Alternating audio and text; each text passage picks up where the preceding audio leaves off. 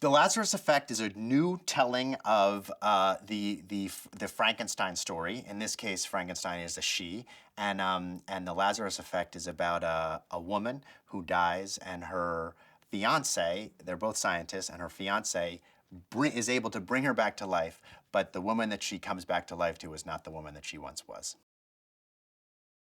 We never know who can or can't be scary. We really try and work with actors who haven't done scary movies in our movies. So Ethan Hawke, not only had he not done a scary movie, he really doesn't like scary movies before he did Sinister. And so Olivia has really done a lot of different things. She hadn't done too many. I don't think she'd done any kind of real genre movies. So I really look for that in actors. We really try and find that. So we sent it to her with our fingers crossed, and when she read it and responded the way she did, we were really very pleased about it.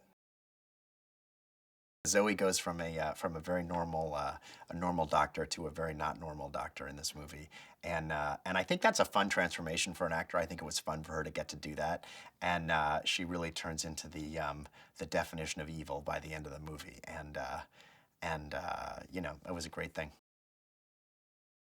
David Gelb also has a trailer company. He cuts marketing materials for movies and TV shows.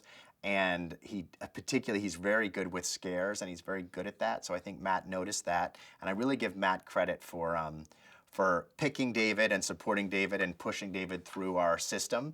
But it turns out David did a great job. And I think the actors, we got really high caliber actors in this movie. And I think one of the reasons is that they really felt like David was a cool artist and had done something very unusual and something interesting, and so they committed to the movie. So he actually really helped get us a cast, even though he hadn't done other narrative features.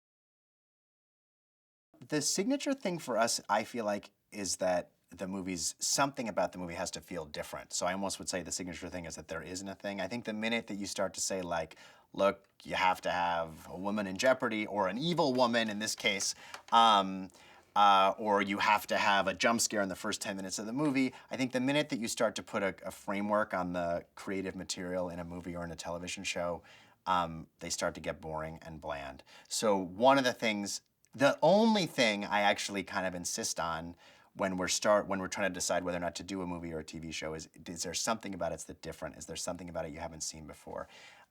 Does it feel original? Sometimes original really connects, and sometimes it really doesn't connect. But for me, I can only get up in the morning if we're trying to do new things, not kind of repeating what we've done before.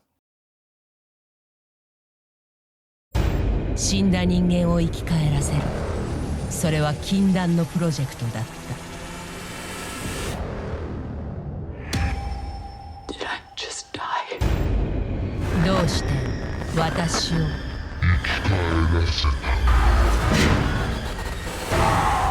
ラザロ・エフェクト。あなたは生き返らせたい人がいますか？